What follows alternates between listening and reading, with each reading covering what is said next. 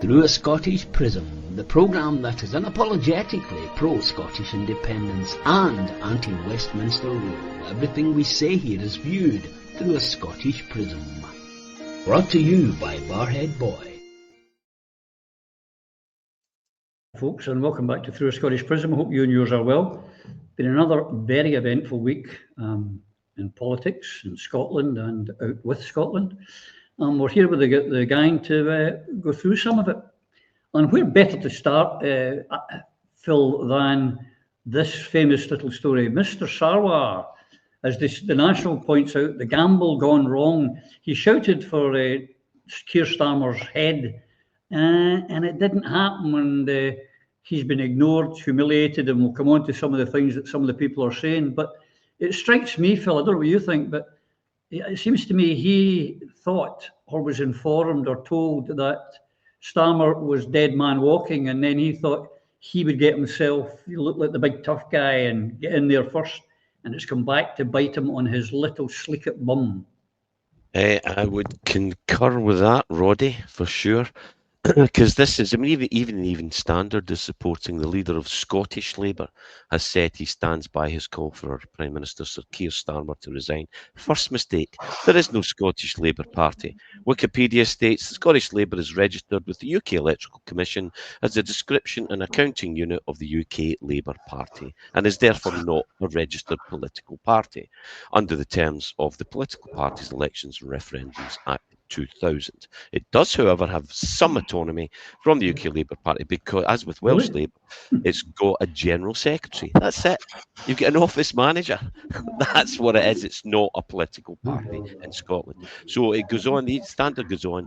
Sarwar had said, Scots deserve to know that he was willing to call out failure wherever I see it. Oh, is that right, Anis? Is that right? And whether he would act differently as First Minister. That for me, is more important than any given relationship or anything that might matter to the Westminster bubble, he told reporters at the Scottish Parliament. Now, Sarwar's advisors and Sarwar are gaming this to, I believe, what you say is true. They read the writing on the wall and read it wrong. They made a gamble and it's come back and bit them in the bum. And this gaming is to minimise the negative impact on Labour votes in Scotland. That was their strategy, and to see that they will remove problems from within. But we in Scotland all know he tells lies, the biggest one being no austerity. That's been the foremost. In a nutshell, basically, Sarwar is not just a barefaced liar, but proves himself once again to be politically naive, verging on incompetent. The other thing, Alan, is the other. I don't know who's the most sleek in Scotland. I mean, he's up there. Sarwar certainly, but he's joined by this little person who has a. Why are you not coming up? Up you go. There's a good boy. Why is that picture? There we go. Your Dougie, Alan. They split into the camps. The MPs, as usual, from Labour, as they did before, they're just, we're the top guys. You're irrelevant. You're the branch office, as Joanna Long told them. You're the branch office, and absolute turmoil. The thing is, Alan, divided parties never win elections, do they? They've cut their own throat here. No, but I mean, we've been saying for years and years there's no such thing as a Scottish Labour Party, and they've been technically denying it. But this has been proven to be the case because Sarwar has called for his boss to be sacked. And what do? They send the Governor-General up to silence their leader in Scotland. A Scottish Member of Parliament telling the leader of their so-called political party in Scotland to keep his gob shut. That doesn't happen in reality. If you have power, you have the power. If you don't, then the minions will be able to tell you what to do. And that is exactly what's happening here. But I mean, Sarwar, he said it at hustings, watch my lips. Labour will not have any austerity. Sarwar brought in austerity. Did he call for the resignation then? No, he didn't. Sarwar took a long time to get rid of the two-child cap. Did Sarwar ask for his resignation then because he was refusing to do it? No, he didn't. Grangemouth, closed. Kicking out 3,000 employees. Did Sarwar ask for his resignation then? No, he didn't. Because at that stage, we weren't in a few months to an election. Sarwar is just trying to push out his chest and roar, and all he's doing is squeaking because his English masters have put him back in his box as quickly as he come out of it. Sarwar has absolutely no power. But what they have forgotten is Scottish voters can smell division within political parties, and they do not like it. Because if they cannot deal with themselves, what chance have they got of running this country competently? And that is none. Sarwar and the Labour Party cannot be trusted. Voting for them is voting for the English rule over our Parliament, because he will be just another puppet like every other First Minister with a Labour badge on has been. If people really want change in this country, they have to vote for it. And in my opinion, the only way to do that is Alliance to Liberate Scotland. That is the only alternative to the SNP. Just because both you and Phil have mentioned it, let's stick this. Lips. No austerity under Labour.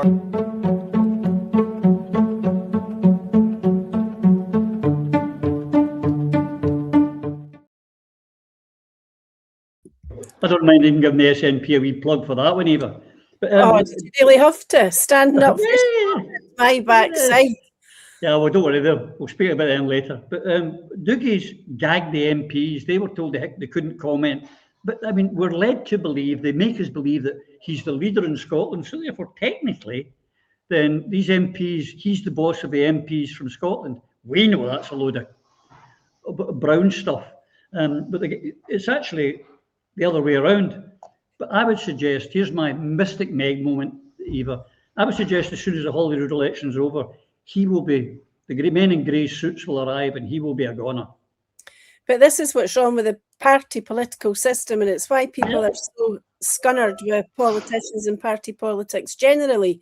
I'm interested to see the reactions of individuals within the Labour Party in respect to Sarwar's behaviour and Starmer's reactions and the reactions of those around him. And it brings to mind the famous phrase, if you come at the king, you better not miss.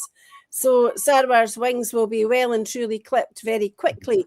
And leaving to one side the question of whether or no he's personally feared from Dougie Alexander, it's abundantly clear that Dougie's got a wee black book and he's got everybody's individual peccadillos and sins written up in there, and all he has to do is make oblique reference to it and they'll all fall in line, because that's what politics is about. It's about what you've got on those around you and how you make them behave themselves so that they prove their loyalty and they get promoted to the cushy jobs regardless of experience or ability. It's all down to blind loyalty and nothing else. That's how it works.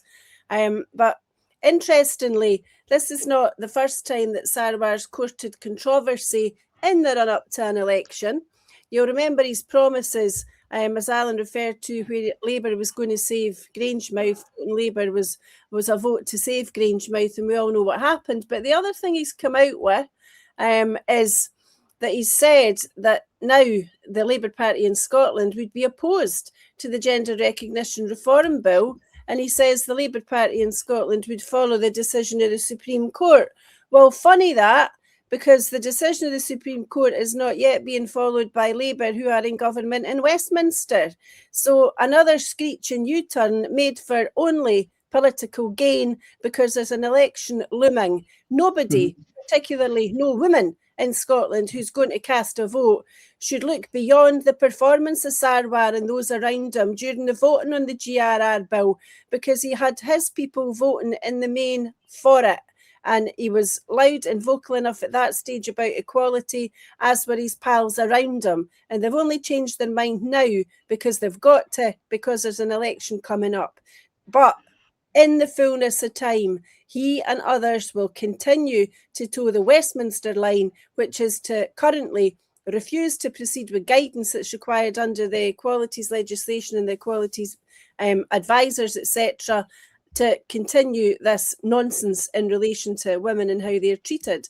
So Sarwar is absolutely not to be trusted. That clip about read my lips and no austerity should be played from now until kingdom come, and it should be part of a party political broadcast for anybody who believes in independence for Scotland. And as Alan said, it's yet another reason to vote for Liberate Scotland, so that you're not voting for people who are there for loyalty or for self-promotion or for self-interest. You're voting for independence, nothing less.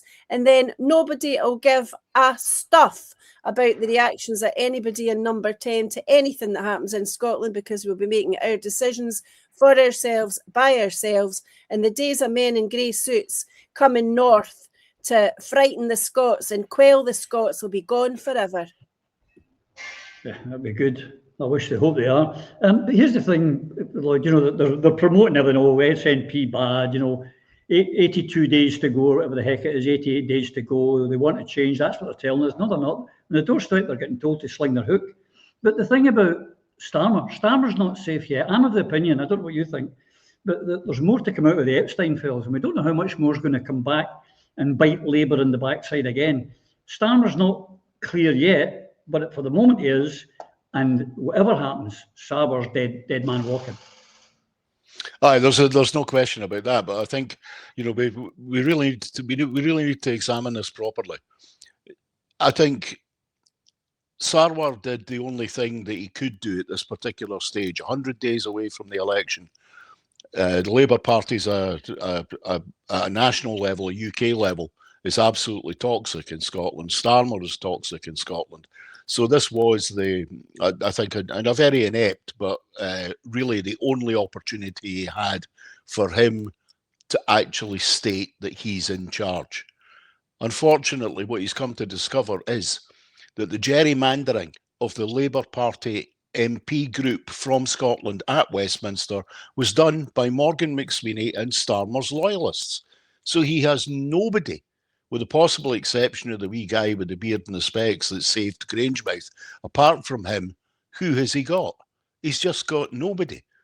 And this is what how he felt, the naivety of this is extraordinary. How he didn't know that effectively the largest group of MPs that the Labour Party has had in Scotland since before 2007, right, were all place people of the current English London Labour leadership. They were never going to come out and support him. I mean, and this is a real problem for Sarwar rather. This is the first time in his career that he's actually had a group of MPs in Westminster larger than one. The Labour Party for the past 15 years, until the last election, it was a group of one. It was Ian Murray. You didn't have to worry about Ian Murray. Ian Murray would do exactly what he's told when he's told.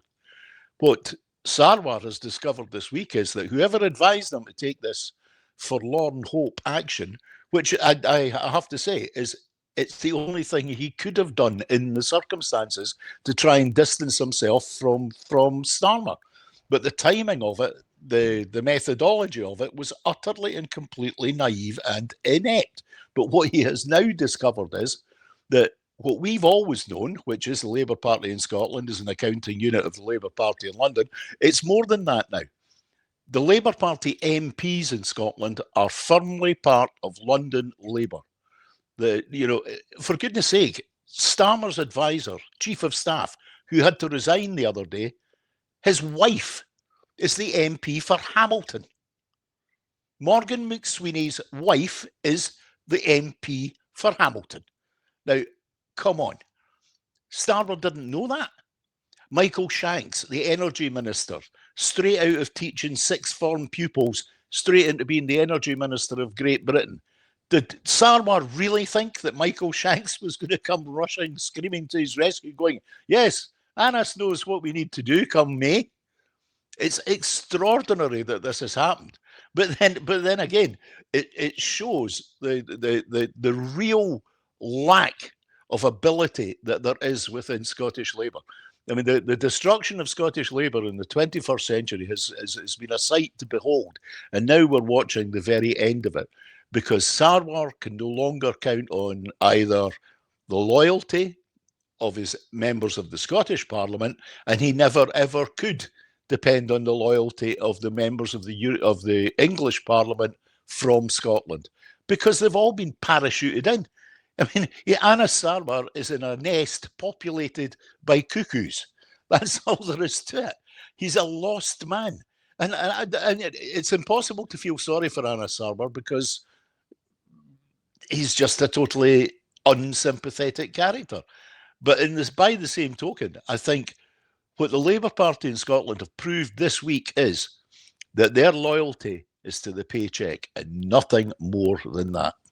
They left their leader on the island and they sailed away on their own wee boat with a Union Jack on it. I feel sorry for them for that, but nothing else at all. The Labour Party in Scotland is the enemy of the Scottish people. That's just a fact. And that I agree 100%. I have no sympathy for them, none whatsoever. But just to slightly to go a wee bit left field, because Labour are struggling in Scotland, but by God, their biggest stronghold, of course, was Wales. So, and I just wanted a quick by-election this week. Now, the numbers are amazing now. We've been talking through all these by-elections that have been coming in, where we're getting 20, 25%. This is a 45% turnout. And just look at these figures. If I can, there we go. Plaid Cymru won the seat from Labour with 33.8% of the vote. The Lib Dems, came second. Reform, their vote's way down. They're not making the headline there. But look at Labour, Phil, 47.9 down. They lost. I mean, this was an absolute stonewaller of a Labour seat, and they've lost nearly 50% of their vote. Yeah, that's remarkable. It really is, and it paints quite a different picture. Although we couldn't read too much into it. Although the increase in turnout of over 40% is significant because it's a true reflection of what the people in that area want.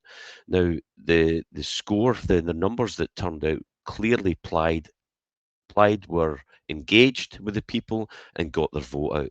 That's what happened there. Everybody else seems to be floating about the numbers that they were doing, other than Reform, which were supposed to be or predicted to be on the up. But it's quite clear that in that area, the Welsh have stood up for themselves and decided, nope, we're going to stand up for ourselves. We're going to stand up for Wales. And now Welsh independence is becoming more of an issue. And as soon as we all know, as soon as you put your head above the parapet, the guns are turned on you. So we'll watch with interest. Absolutely. I was just talking to you before that we came on air here, is to say that's exactly, going to wait for it now. Plaid bad, independence bad. Well, they'll be looking for all the dirt. We're going through the dustbins in Cardiff now, Alan. But the Labour Party, the thing here is that the Labour Party nationally, the last polling I saw, were at 15%, or 10% in England. They're 15% in Scotland and dropping. But now in their home base of Wales, they're disappearing without a trace. Labour is on the brink of extinction. I've never seen elections like this before in my life, where the government party, yes, they have lost by-elections, but I've never seen it so bad in my life, and especially in Wales. I mean, the unionist vote has totally collapsed in a country that the English went into and more or less took over. There was so many English people in Wales voting. That has now changed. Even they are seeing the disadvantages of being in this union, because unless you are living in London particularly, but in England in general, you will not be looked after. They will just take everything they can get from you and give you nothing in return. That's all we are, is the cash cow, all the Celtic nations. But the Celts are now rising, and this shows that very clearly. Reform couldn't even make a big indent in there. So the big hype of Reform in Wales has been kicked out the water. Plaid is rising. The independence movement in Scotland is rising. The unity of Northern Ireland for a united Ireland is rising. Westminster, your time is up.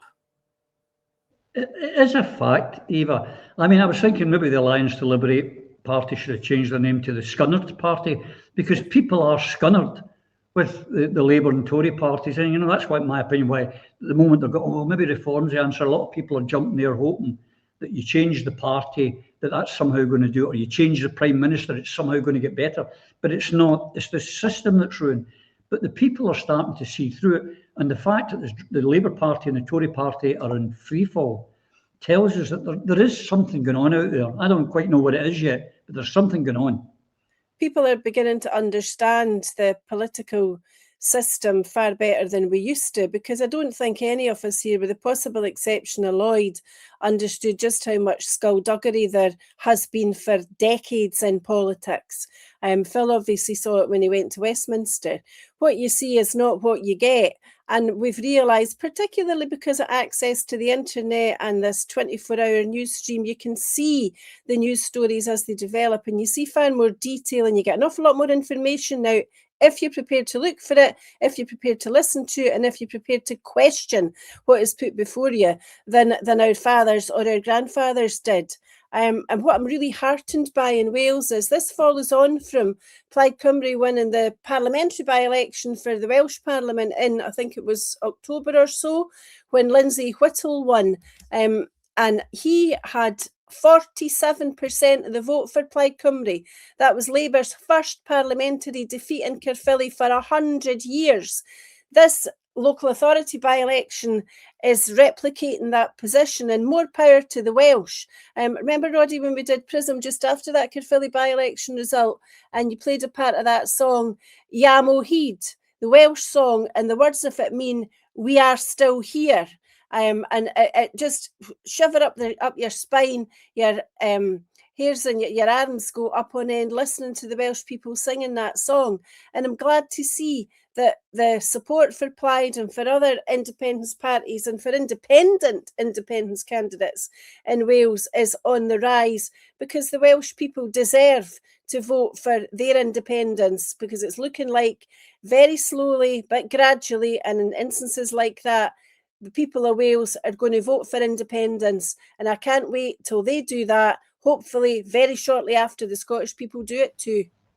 Yeah, here's the thing, as I say, they're in retreat everywhere, Lloyd. If only, excuse me, in Scotland, the leader of the so-called Nationalist Party would see the opportunity before us and act. I would, yeah, I think we all live in hope, Roddy. But that hope's wearing very, very thin. I genuinely, I think our current First Minister, leader of the Scottish National Party, the so-called tip of the spear of the national movement, is so enamoured and enmeshed in the British political system that he cannot see the opportunities that sit before him. But one thing I'd really like to say about the Fishguard by-election is this. The most important thing about it is Plaid Cymru have never stood in this seat before. And the reason they never stood in the seat before was because it was an absolutely rock-solid Labour seat. And even in that area, Plaid Cymru could barely keep a branch of their party together for decades. And that has completely turned around in the past 2 years. The Labour Party vote at the last council election in this particular ward was 60% of the vote. 60%. That's partly why Plaid never stood against them. It was really only the Tories that ever stood against them, and the independents that stood against Labour in that particular seat. But what it tells you is this, that the people in Wales, and if you combine it with the result of the by-election from just a while ago, the people in Wales have decided that the Labour Party can no longer defend Wales as Wales, because it's been the government in Wales since devolution was formed, and it cannot defend them against reform, because the people in Wales see very clearly the cack-handed way in which the Labour Party is trying to address the issue of reform. So the fight in Wales is very straightforwardly a fight between reform and Plaid. And the Welsh people have made clear in the parliamentary by-election and the local government by-elections subsequent to this that they will not be voting for reform. 47% of the Labour Party vote went somewhere else in that election. 38% of it went directly to Plaid Cymru. The rest of it went to the Liberal Democrats. That's where it went. It did not go to the Tories, and because their vote was colossally down 11% as well, and it didn't go to reform.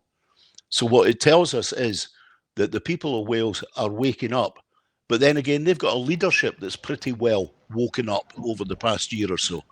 Our problem here in Scotland is that there is no attempt at unity, and there never will be under the leadership of John Swinney with the nationalist movements in the other parts of the United Kingdom of Great Britain and Northern Ireland. Now, at the time when the United Kingdom of Great Britain and Northern Ireland is at its weakest, this past decade, it has been at its weakest, and it's only going to get weaker.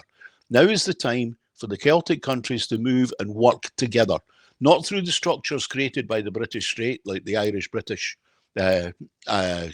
partnership, but directly together. There are things that we could learn. If we had been doing this 5-10 years ago, then we'd have been looking at having had a coalition which could have got the same concessions on Brexit as Northern Ireland did. We could have got that for Wales and for Scotland as well, if we'd worked together. Now is the time to work together, but I hold out little hope for John Swinney actually reaching his hand out, because he seems to reach his hand out to the City of London and to Keir Starmer long before he'll put his hand out to the leaders of the national movement and the rest of the United Kingdom of Great Britain and Northern Ireland. Yeah, before he'll put his hand out to the leaders of the nationalist movement in Scotland either, let's be honest. That's even worse. Now, there's a certain irony to this next thing I want to talk about, Phil. Now, I don't want to see anyone losing their job, but we know that just before the referendum, the Daily Record printed the vow. And that had a lot to do with the result, apart from other factors that we'll maybe one day have a podcast about altogether. But the Daily Record for years has been anti-Scottish, anti-independence, anti-SNP, anti-anyone that's pro-Scottish, talks Scotland down all the time. And what was the reward? It was announced this week that the last 100 jobs, now this is the paper that used to sell 800,000 copies in Scotland. Everyone got the Record. Their printing is going to be moved. There'll be maybe a dozen, can I call them journalists, scribes, courtiers, perhaps. Courtiers is probably a better phrase. That's all that will be left for the once great Daily Record building. Remember, we used to cross the Kinky Bridge and Kingston Bridge, and there was that huge building full of Daily Record employees. It's just going to be a dot in history now. Yes, and they've engineered their own demise to some respect, though, as you pointed out earlier, Roddy. It's not the workers that did this, it's the journalists and the people who own the Daily Record and the editors. But this is the closure of the Saltire printing plant in Cardonal. Now, printing the Daily Record is one of the things it does as part of a strategic move by Reach PLC. Note the problem here. It's the 6 billionaires that own 80% of the mainstream media in Britain. That's the problem here.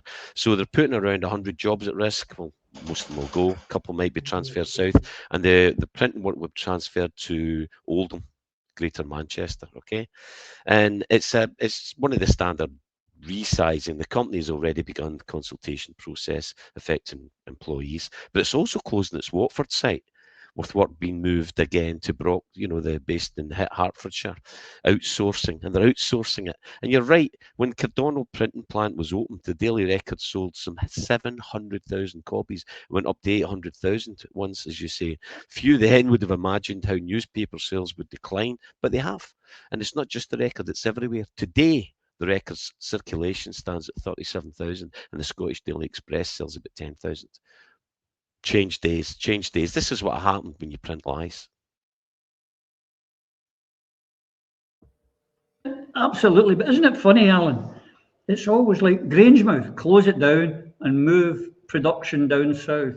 Close it. It's always the people who deny that Scotland's a colony. Does it not go into their wee brains? It's always Scotland that closes and the work goes to England, whatever's left. Could it point out any more how colonial Scotland is when this comes up? Their stalwart newspaper have lost their jobs. Yeah, well, in fairness to them, you're getting better quality toilet roll now, so their sales will go down. But I'll just wonder whether their staff was given a contract of employment or just a vow, because we all know how much the vow from the Daily Record means. But what is clearly shown here is the loyalty to Scotland from these British rags. They continuously talk down our country.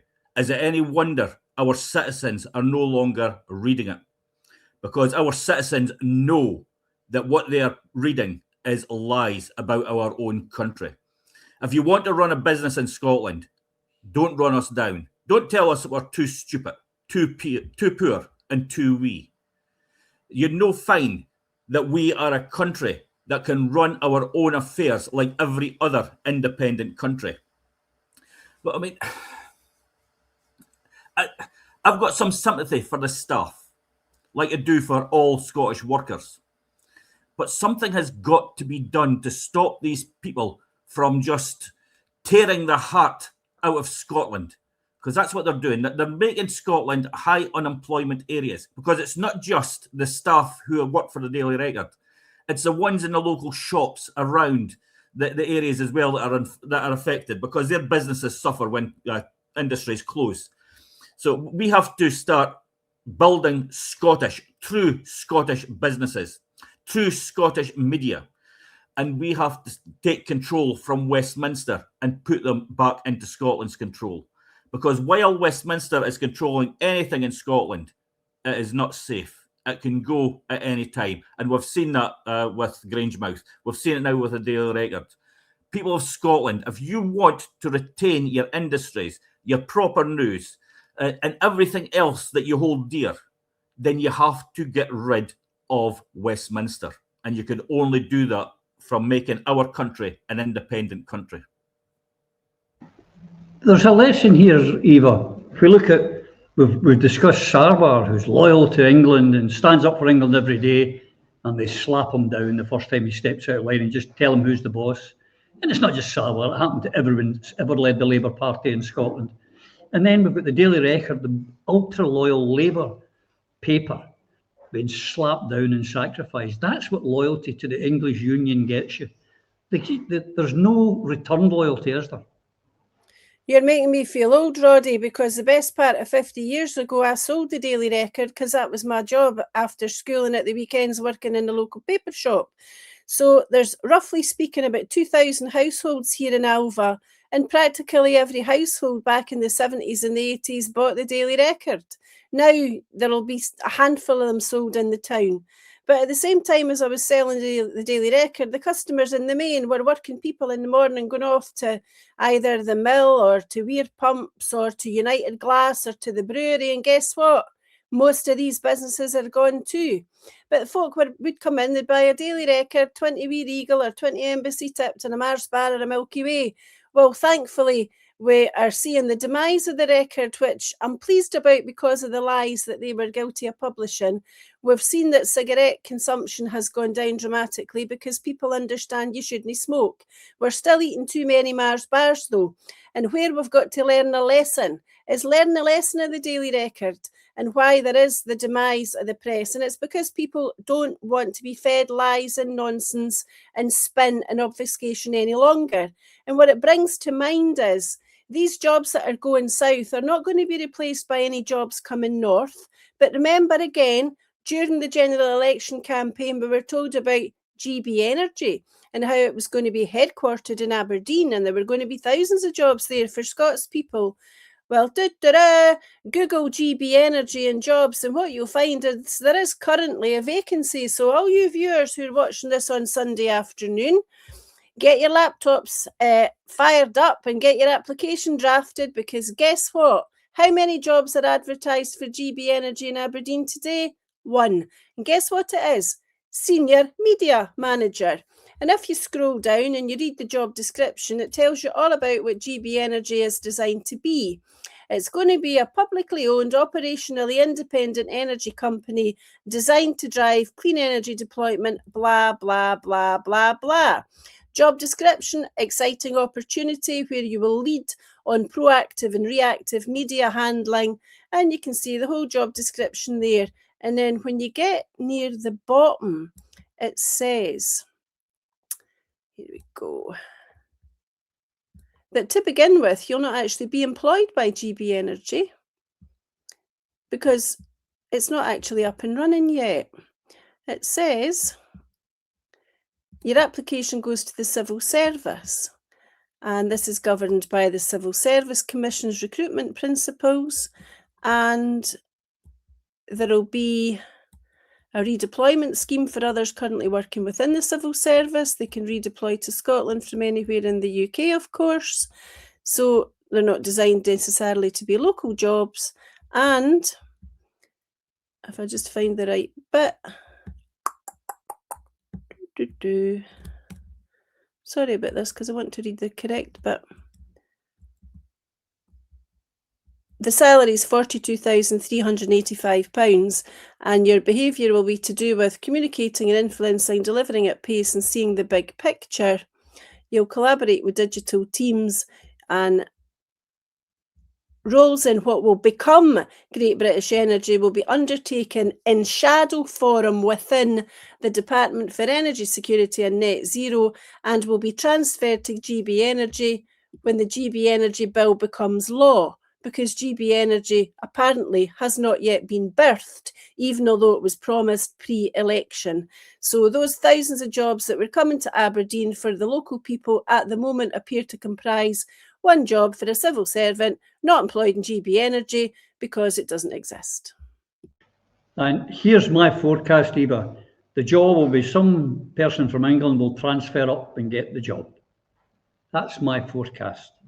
And then they'll quickly relocate back down to Manchester where the CEO and others are. That's exactly what's going to happen. I've seen it so many times. Well, while we're on it, Lloyd, when the Bank of Scotland was taken over by Halifax, now another 11 branches about to close.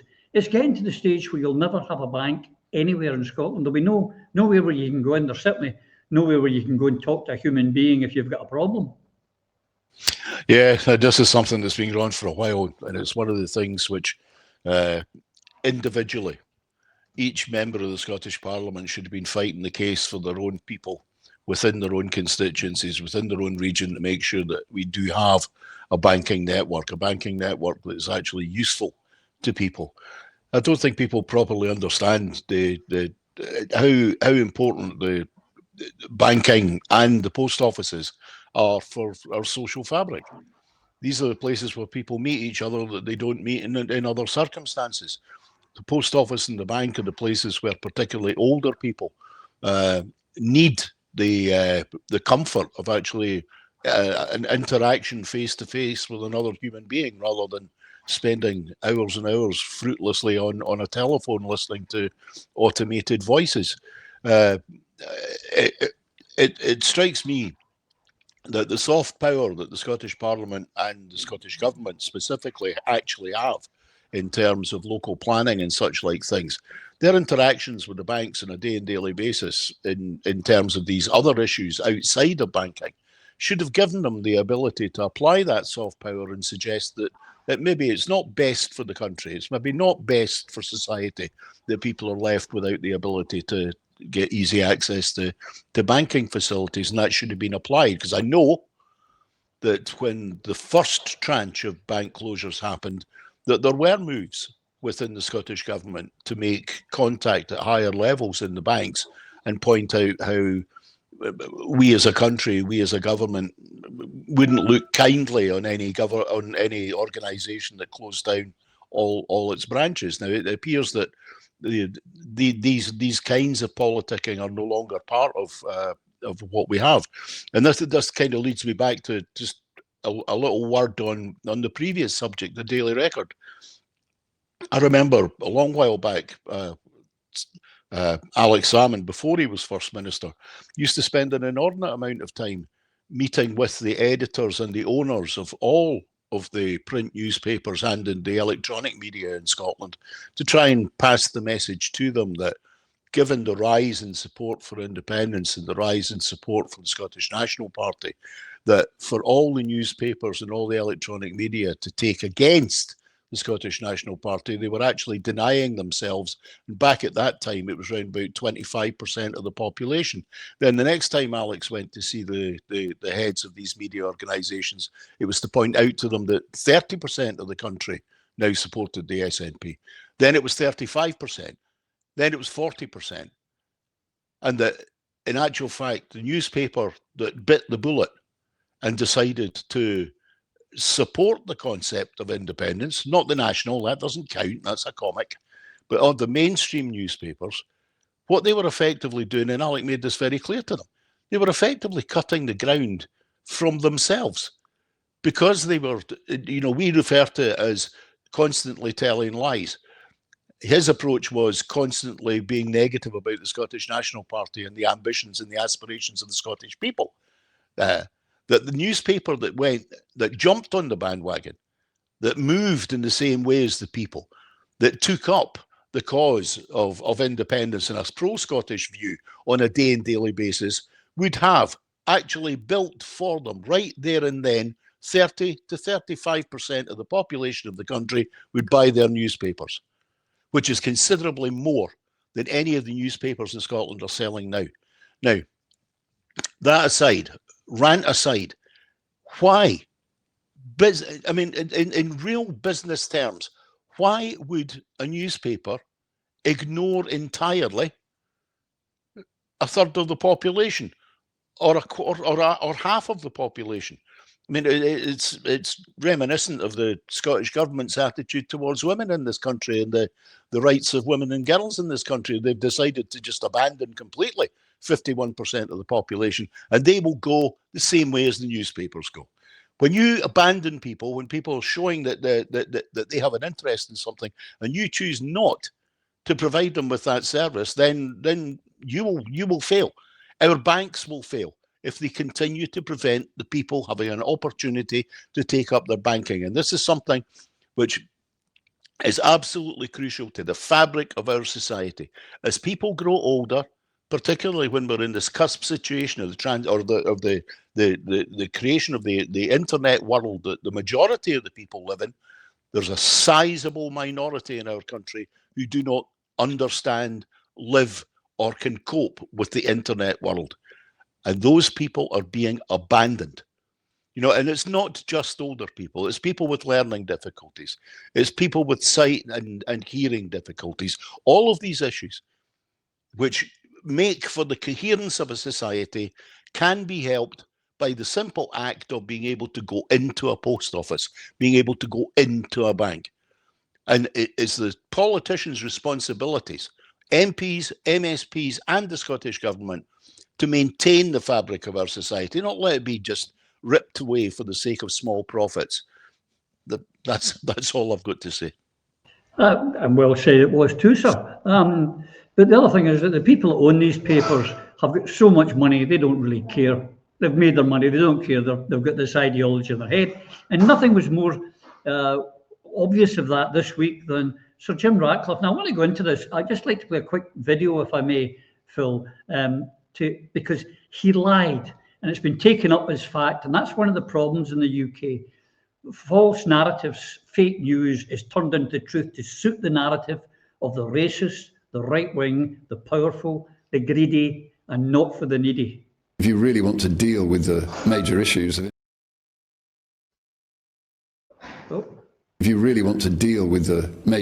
of immigration, with people opting to take benefits rather than working for a living, if you want to deal with that, then you're going to have to do some things which are unpopular and show some courage. And has this government done that? No, I think they I don't know whether it's just the apparatus that hasn't allowed Keir to do it, or he's maybe too nice. He's a nice. I mean, I know Keir. He's a nice man. I like him, but it's a tough job, and I think you have to do some difficult things with the UK to get it back on track, because at the moment I don't think the economy is in a good.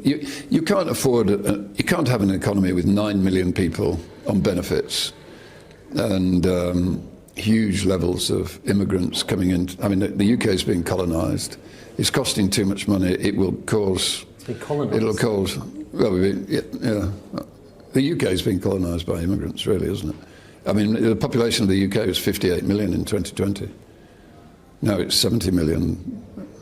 That's 12 million people. You met recently with Nigel Farage, didn't you? I did. Do you think that they would be a good government if they were to win the next election? I think Nigel is an intelligent man, and I think he's got good intentions, but in a way you could say exactly the same about Keir when Keir came in. I think it needs somebody who's prepared to be unpopular for a period of time to get the big issues sorted out, would be my view. There's so many lies in there, Phil, and I'll go through them. But it's been picked up with this, they shouldn't be shouting at Jim and making him apologise because he was just telling the truth. Well, no, he didn't. For a start, when he said it went from 58 million people in the UK in 2020 to what the 71 million now, it's 68.9 million. And it was back in 1995, it was at 58 million. In 2020, it was only, I wrote an article on it today, and it was, the numbers are, it was 12 million people, he said it happened in 5 years. That's not true. It was 69.4 in 2020, and it's now at 66.7 in 2020. It took 36 years to get it up to the number it is just now. When he said that we've got 9 million on benefits, it's not true. Again, I went to the government website for this in figures. There's 6 million, of which almost half of them are working poor. And he talks about people taking handouts from the government. This is the guy who got 600 million loan guarantee to open a facility in Belgium. He made 3,000 people unemployed in Grangemouth. He's even sacked 400 in Manchester, where he's getting another couple of billion from the government when they're up doing his stadium up. He's getting another handout. And all the irony of the best of it is he doesn't pay a penny in tax in the UK. He's an immigrant in Monaco. He's colonised Monaco and doesn't pay any money into the system. What an audacity, what a cheek. Yeah, you've just nailed it. The list. This is the guy that closed Grangemouth and lives tax-free in Monaco. Took the 600 million loan for a facility in Belgium and is getting a handout for Man United Stadium, which he's a big major shareholder. So James Ratcliffe has apologised for the comments he made on immigration, right? That were branded offensive by the Prime Minister. This is all show and mirrors. So on Wednesday, the billionaire, right, Manchester United co-owner, told Sky News that the UK had been colonised by immigrants. We just saw it.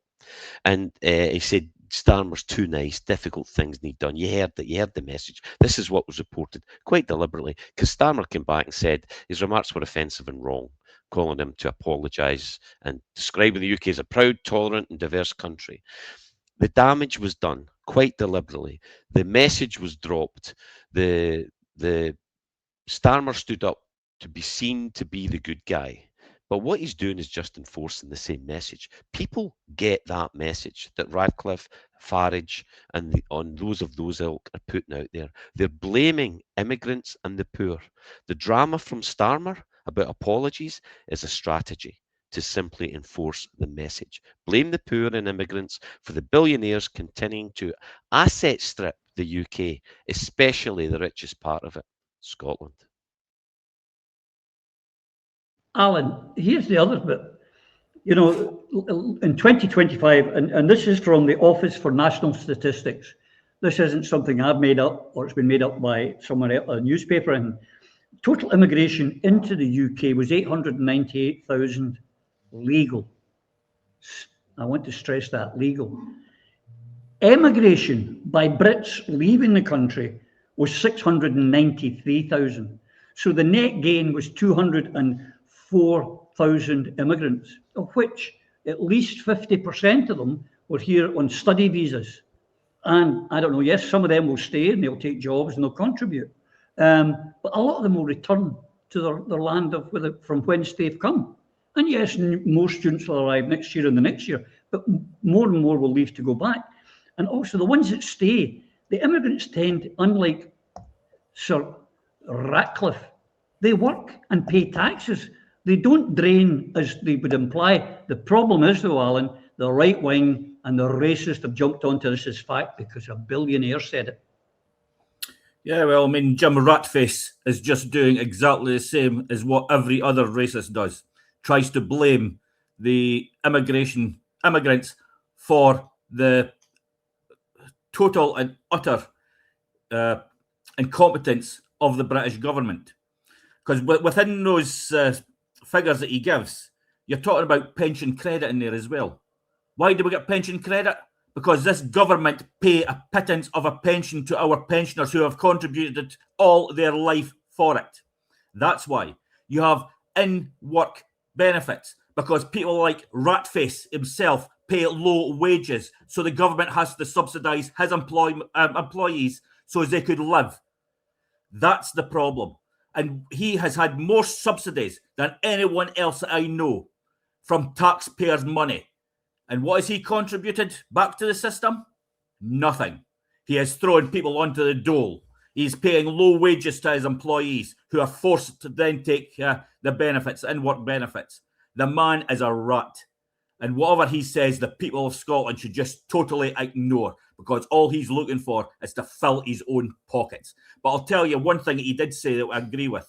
We need someone in power who will take the action that we need. And that action is to start going after the tax dodgers. Close every single tax loophole. Let's go for the people who are really costing this country money, not the people who are trying to put food on their tables and heat in their meters. It's time the people focused very hard and went after the ones who are causing the real problem, and it's people like Ratface, Jim Ratface. Here's the thing, we've lived long enough to know it used to be, it's always the same modus operandi by the 1%, the people that have taken all the money and the wealth away. It used to be, the reason your life's so bad is because these Catholics, the Irish, the Gypsies, the Blacks, they're doing it. Now it's just switched to the Muslims. And I saw this wonderful cartoon online, which kind of sums it up beautifully. And that is how the rich and wealthy, the 1%, the elite in the UK work by blaming everyone else, so you're not looking at the people that are actually picking your pocket, which is the 1%, the elite. I'm seething with rage, Roddy, so I'm going to apologise in advance if a bad word slips out. The eagle-eyed amongst you will see I've got a lovely big black and blue mark on my chin.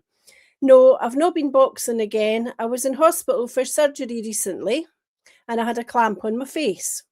My surgeon was born in the Middle East. The anaesthetist was born in the Far East. One of my nurses was born in Africa. My operation occurred in Ladbert, and it was utterly first-class treatment from the minute I walked in the door until the minute I walked back out again.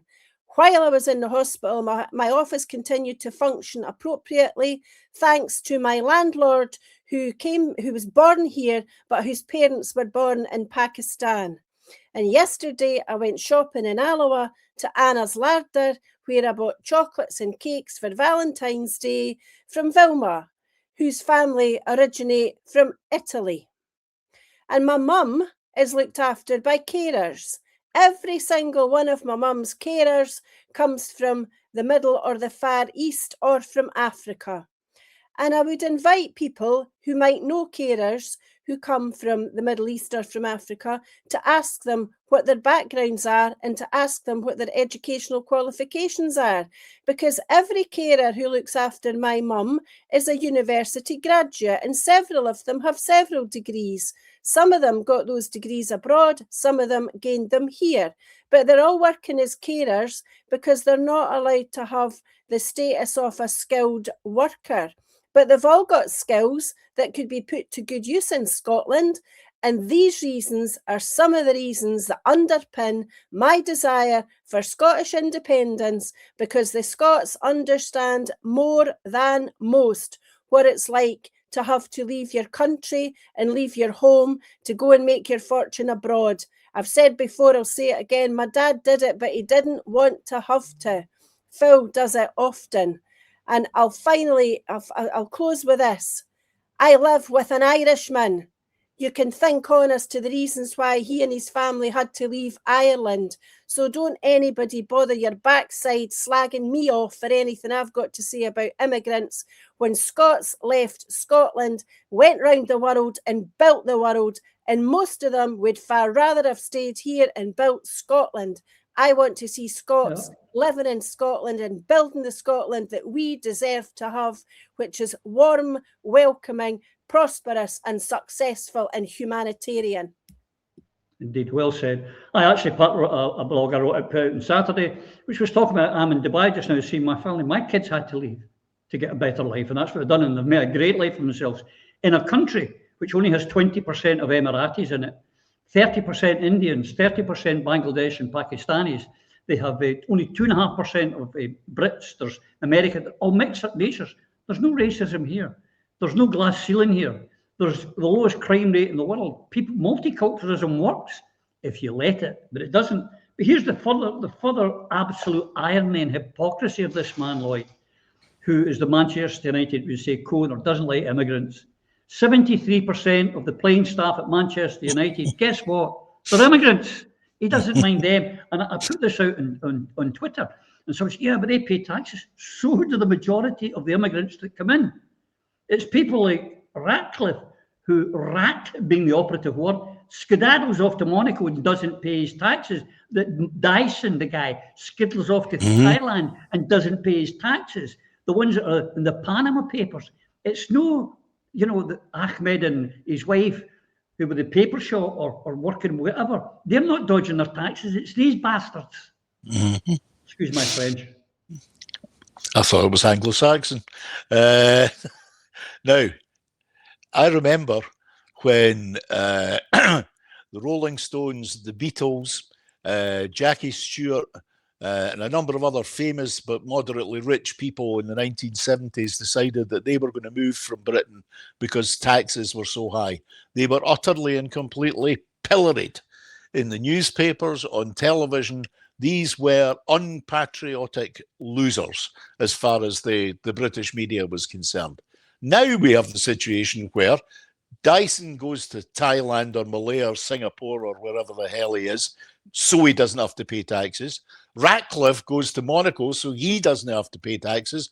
But we have to listen to the words of wisdom that come out of their mouths, like we did last week with Ratcliffe.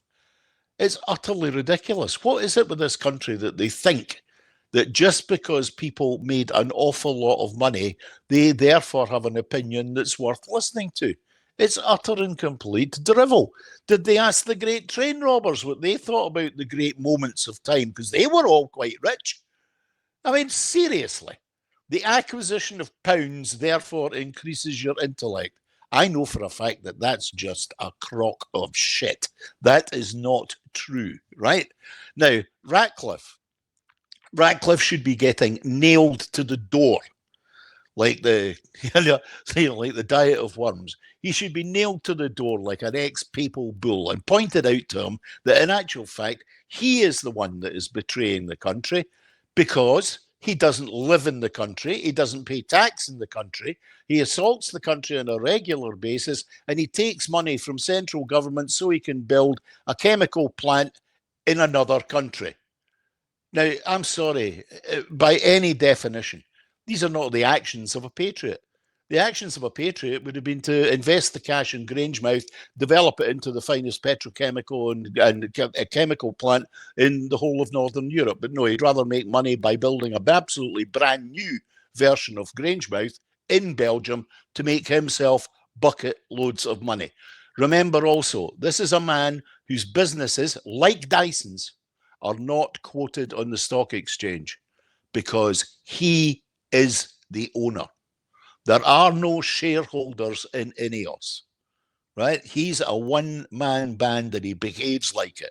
He's like that wee guy that's got the Rod Stewart haircut that set up the electricians, plumbers and other fiddles in London, who now lives in some far-off place but continually tells the world that Britain is going to hell in a handcart. How would he know?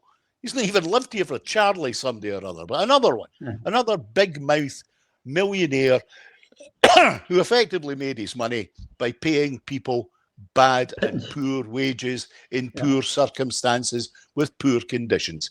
That's the story of Dyson, it's the story of Ratcliffe, and it's the story of the guy Charlie with the daft haircut. These people should not be listened to. They should be ridiculed. They should be ridiculed for the traitors to their country that they are. Because you cannot suggest to anyone in this country that the fact that me, Mr. Millionaire person, will go and live in another country so I don't have to pay for your health service, I don't have to pay for your roads, I don't have to pay for your education system, and I don't have to pay for your old people. That's the behaviour of a traitor, nothing more. Yeah. The other one is, we only hear about him around about election time, is Sir Tom Hunter, who sold sand shoes and football talks. And suddenly he's an expert in global economy and what's good for Scotland and what's good for business. You sold sand shoes, you dafty. You know, they make me absolutely laugh. But before anyone says, "Oh, but you live out the country," yes, I spend most of my life either here in Dubai or in Spain. But my tax code and my tax rank is still in the UK. My bank's still in the UK. My house is still there. I've not given up. And I'm not. I tell you what, I don't have the money of Dyson or Ratcliffe, or I'd be on the telly saying I don't like immigration and I don't like independence and being a right hypocrite, because that's what all it is. Phil, it's the hypocrisy of these people is off the scale. But I'd like to move on. The clock's kicking on. There was something else really of importance this week, and that was this: the High Court in England have trumped our, no pun intended, our Craig Murray with the decision that the prescription by the government of Palestine action was illegal, and therefore all those arrests of the pensioners and the doctors and the older people were illegal. The government's acted illegally, and are they accepting it? Of course not. They're going to appeal it. Yep, and this is the UK ban on Palestine action as a terror group was ruled unlawful by the High Court. So the Home Office will challenge the judgment, in England, and the judgment in favour of the Direct Action Group, which it branded as a terrorist organisation. This was last year. So, and this was just on Friday, and the organisation's co-founder, Huda Amori, successfully challenged the British government's decision to prescribe Palestine action under the Terrorism Act 2000 after 3 judges, led by Victoria Sharp, said ministers acted unlawfully.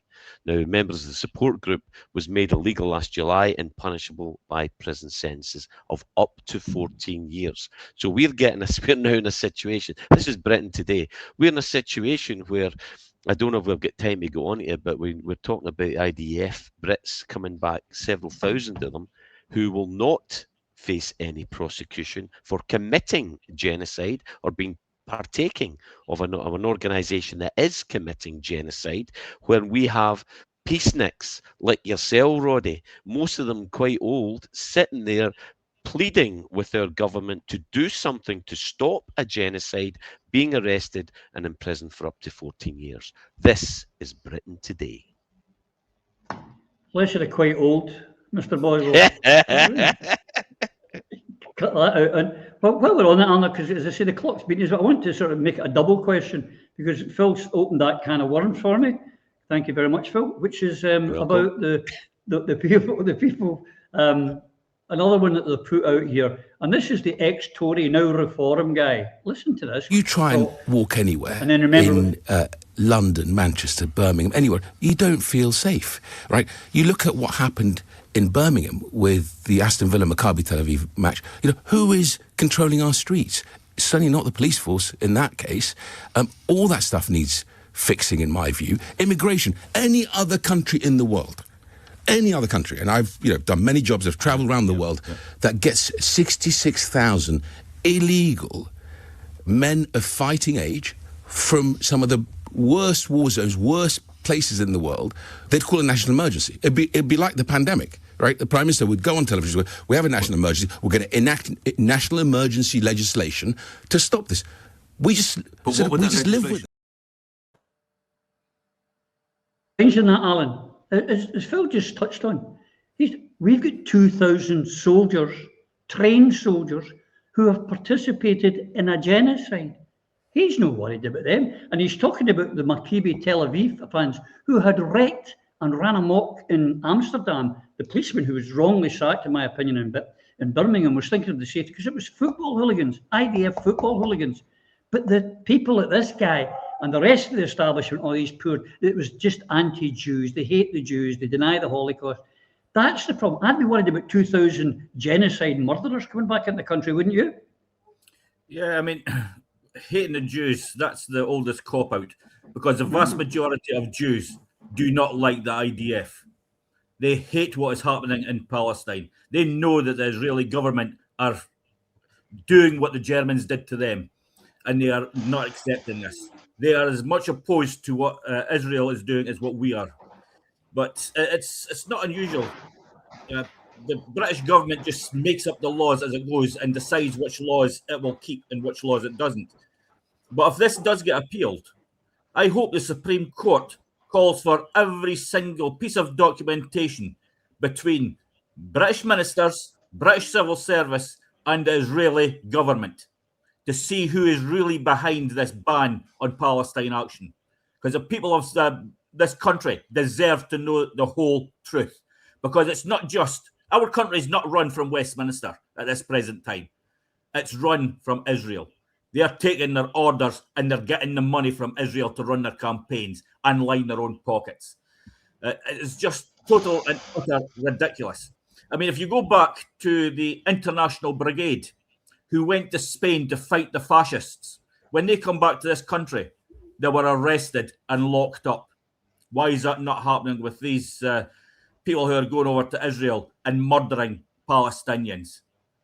This has got to stop, and it's got to stop now. People have got to see through the bullshit and start seeing the truth.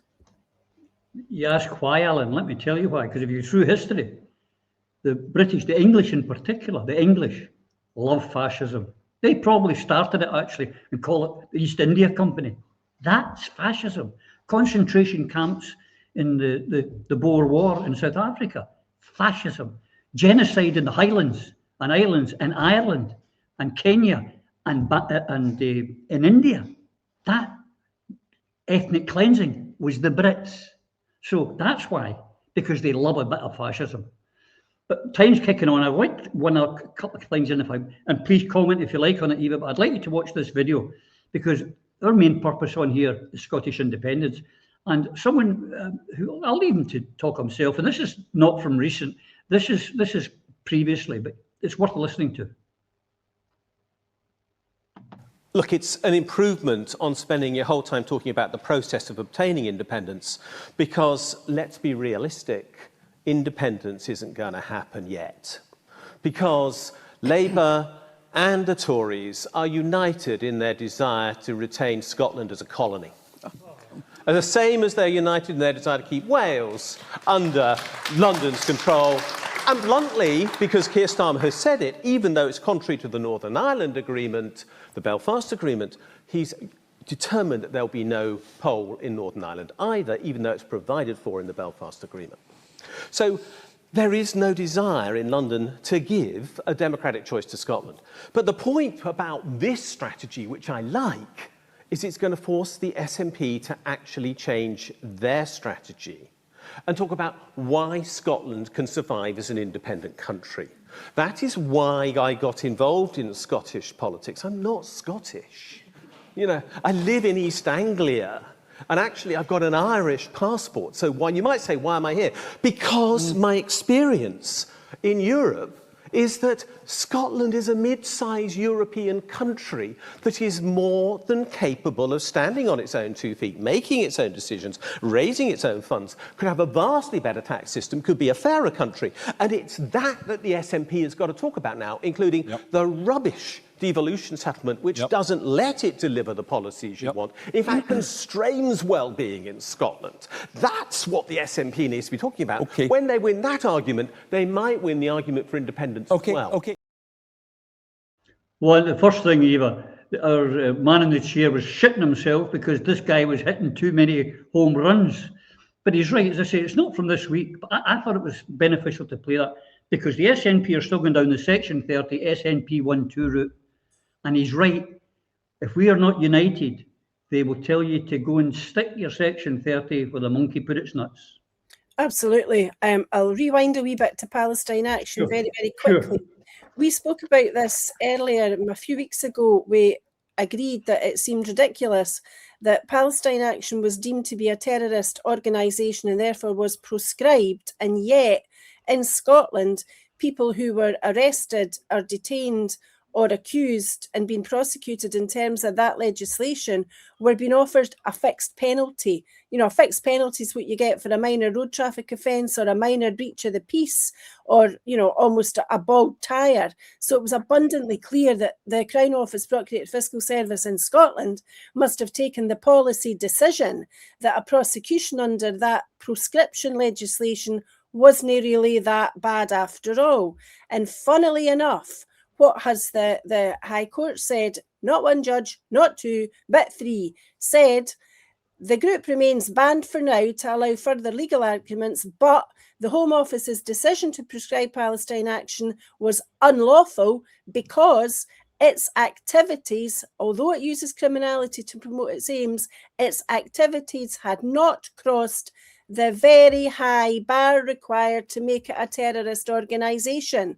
Yeah. See, wasn't black, wasn't white, was somewhere in the middle, but not as bad as to make it terrorist. That's the important aspect of the decision. And of course, the government intend to appeal that, just as the Scottish Government have indicated an intention to appeal the decision in the case of Mark Hurst, because the Scottish Government don't like being told that the Scottish institutions don't satisfy international human rights legislation. And interestingly, the Scottish Government won't have to apply for legal aid to proceed with their appeal, unlike other people denied legal aid who don't have access to the bottomless pits of the legal expenses that the Scottish Government seem to have. So, to get the point on independence, what we should be doing, as we always do, is shouting from the rooftops about the abundance of resources that Scotland has. And we can talk until the cows come home about oil and gas and wind and wave and whiskey and tourism and all the rest of it. But the greatest asset, the greatest resource that Scotland has is our people. And our people are presently reasonably well educated, reasonably healthy, but we would do far, far better had we the ability to harness our own resources for our own purposes. But we're only going to get our hands on the purse strings. We're only going to run our own budget exclusively for ourselves, by ourselves, if two things happen.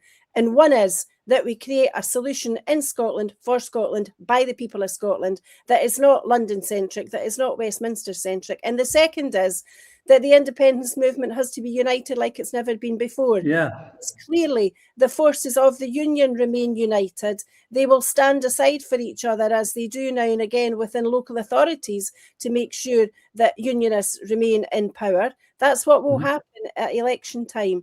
There will be strategic and tactical voting advice that's been given via one unionist party to another. That's the way the system works. And the only way to beat that system is for the Scottish independence candidates to do the self-same thing. We're not going to do like Alistair MacDonald sang and go down to Coldstream with a few thousand folk with a shovel and dig a trench across the border. And that is as likely to happen as is another referendum granted by Westminster. You can sing for it, you can whistle for it, just like Alistair MacDonald did. But the reality is that we need to create a de facto referendum, a plebiscite in May in Scotland, and that's what we do with Holyrood 26. We make sure that we vote for independence candidates, independence nothing less candidates. That's the beauty of Alliance to Liberate Scotland.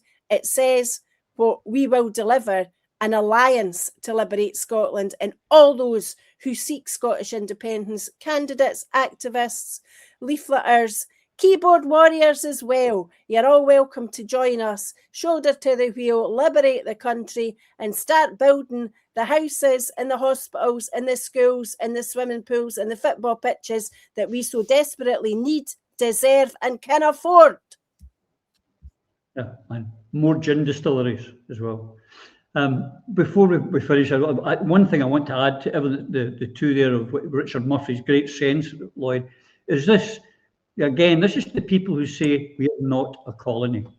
Now, this I hope some of you, Labour in Wales will decide how the 547 million growth fund is to be distributed, while the UK government will decide how Scotland's 140 million allocation is to be spent in what's been branded quite rightly as blatant political bias. One, the amount, and two, that little sleek-it piece of dirt is the one who's going to be deciding what gets spent and where. But we're not a colony, though.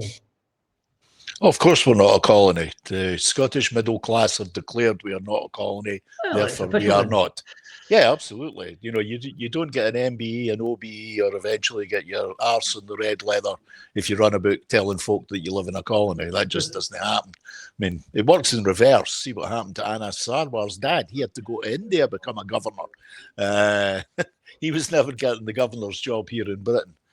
No, to be honest with you, Roddy, I wish you'd finished off with what Eva had said.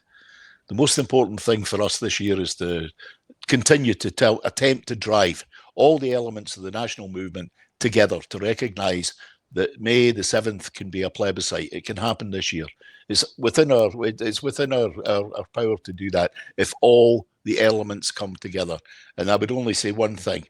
For those that have decided to abandon the 2026 Scottish Parliament election in favour of preparing for the Westminster election, possibly in 29 or 30, you're abandoning the people. You're not providing the people with their democratic right, which is their democratic right to vote for independence. You cannot claim leadership or intellectual rigour in the national movement if you're suggesting to people that they just ignore what happens in May of this year. It's not right. We all know that as we stand at this very moment, there is a pro-independence majority in the Scottish Parliament right now that could be deployed collectively along with the Alliance to Liberate Scotland and all the other parties to turn May the 7th into a plebiscite election.